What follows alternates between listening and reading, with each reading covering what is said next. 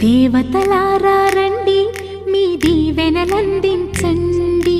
నోచిన నోములు పండించే నా తోడును పంపించండి. కలలో ఇలలో ఏ కన్నెకి ఇలాంటి పతి రాడనిపించే వరుణ్ణే వరముగా ఇవ్వండి. కని విని ఎరుగని వేడుకతో వివాహం జరిపించాలండి.